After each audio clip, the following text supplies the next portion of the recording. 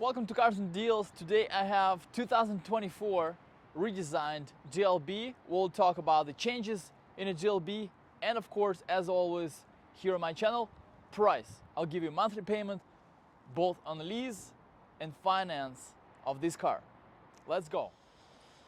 So here is 2024 GLB and it's got some changes. It came out in 2020.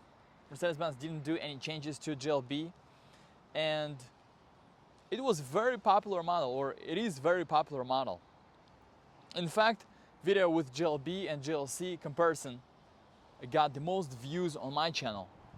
I'll leave the link for that video in the description. But to be honest, myself, I'm not the biggest fan of GLB. I don't think it's the best Mercedes-Benz representation in terms of what people expect of Mercedes-Benz, how they expect it to drive. It could be a nice car for a lot of people, especially those that need this price point, they need Mercedes-Benz, and they need 3 rows. Believe me or not, it is an option in this car. You don't have it here, but they put it in right here in the trunk space, so you could manually put it up and squeeze in your 10-year-old, because a person, an adult does not fit in the back. I have absolutely base GLB 250. It's a front-wheel drive. All-wheel drive is also available as an option. And they did raise the price of the car by about $4,000. So the cheapest GLB that you can possibly get is in front of you, except maybe a few options of wheel locks and first aid kit. So minus $200, it's $45,900. So the cheapest you could get for like $49,700, but that's close, right? So what changes did they make? Why are they charging you $4,000 more than 2023? So first, let's take a look at the engine. Engine was upgraded to very commonly used now in Mercedes-Benz engine, mild hybrid. Let me show you the engine. It's not going to tell you a lot about the car, but let me show you. So the mild hybrid is not a hybrid, but it's not a gasoline. Sounds like great explanation, right?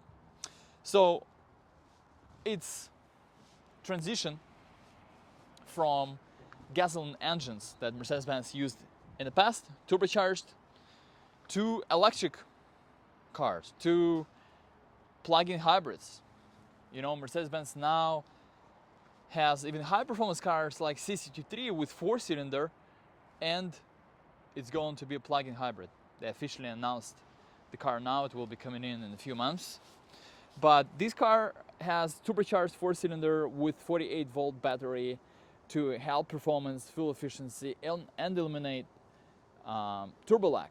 So the car is a little bit smoother, quieter, and has great fuel efficiency. Not that it didn't have it, but now it has the 33 highway, 25 city, combined 28. Wait a second, isn't it what it had before?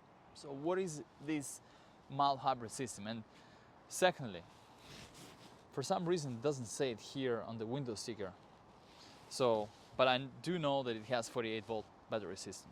Anyway, guys, I hope I didn't lose you here at this point of the video. What changes they made? Let's take a look at the inside, because most of the changes are inside. Before I go inside, of course, let's talk about the front. Just because these changes are so obvious, I forgot to talk about it. But look, your GLB now has a completely different look from your neighbor that got the car, and you really like your neighbor car. That's why you got your GLB, because your neighbor has a nice looking car, right? But now it's all different. So you're like, what did I do? I want my neighbor's car, not this GLS looking GLB. And GLS looking GLB is because of this front grille that you saw on the new GLS. I think it's nice. I think you can even pretend like you're driving GLS. Well, not really. But I think overall the front of the car change complements the look of this car. And what did this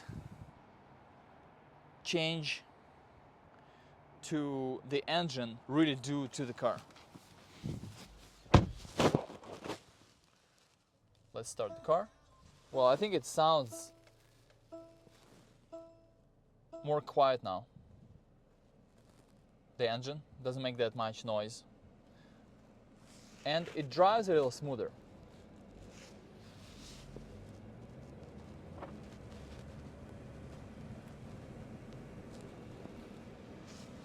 But still, it has the 8-speed dual clutch transmission. So it's not automatic transmission that you have in a GLC. So it will have more sportier ride. But what this new engine really does is makes the ride a little bit smoother. But what they didn't change is the dual clutch transmission that makes the ride sportier, that a lot of people really don't need. They expect Mercedes-Benz ride in this car. And the 8-speed dual clutch transmission does not provide that. What would help if they would use 9-speed automatic transmission that they use in GLC and make suspension a little softer. But I think suspension is the same, just like 23, so no changes there. You can see that software has changed. So that's the newest MBUX. Cool graphics. You can choose graphics here. You have self-park assist standard. So right, let's talk about the changes that they make to justify the price increase. And number one change, they pretty much made a lot of things that you expect standard now. So what I mean, the premium package one that used to be option on 2023 is now standard. So no more cutoff screen here if you don't pay the premium package. Hands-free access is standard, and ambient light standard. Even parking assist standard. You still have to go to upgraded package if you want 360 view camera, but if you're getting close to something, you're about to hit something, it's going to show you with parking sensors right here.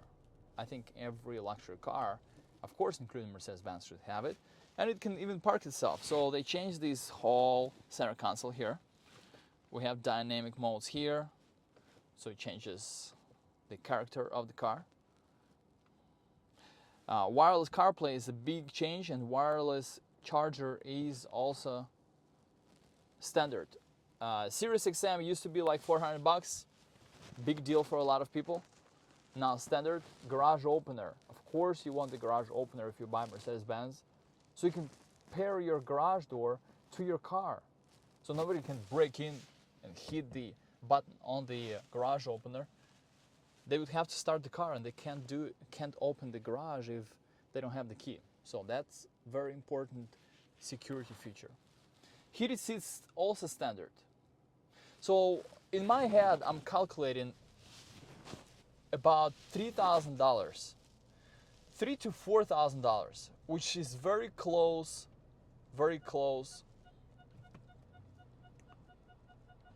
That's how the self-park assist works. To the increase of the price. So, don't blame it all on inflation or greed of Mercedes-Benz. I think they actually did provide a lot of value on this car, and we're talking the exterior changes, interior changes, software updates, and more standard features. The ride quality improved just a tiny bit. I wouldn't say It's a big improvement. You know, it's still pretty loud car from Mercedes-Benz, but it's an entry car. You can get it in mid-40s if you get a discount from me or somebody else. I hope from me, if you're here in California, then it's lower than that. But let's talk about the numbers, guys. And if you want to see more videos like these where I talk about cars, Mercedes-Benz, and prices, best deals, feel free to subscribe to my channel and hit the like button under this video. And let's take a look at the lease numbers and finance numbers on this car. Let's take a look at the lease and finance numbers. I have finance numbers on the left and lease on the right. Both finance and lease have special rates, unlike some other models like GLE or GLC that don't have any special manufacturer or rate. It's got 4.99 interest rate for this month, January, and it has special manufacturer as well. I'm showing a $3,000 discount. Your local dealership could be offering less or more, but I think that's what the market is right now. And you can see that residual of this car for 36 months is $26,000 and 22 for 48 months. Looks like there is not a huge difference between the two. So both 36 and 48 months, great options depending on your needs. And here it shows the down payment that you have to do in order to get here or here, and it does not include taxes because taxes are different in every state and county. So you can always reach out to me if you need a GLB or any other Mercedes-Benz. Here's my phone number.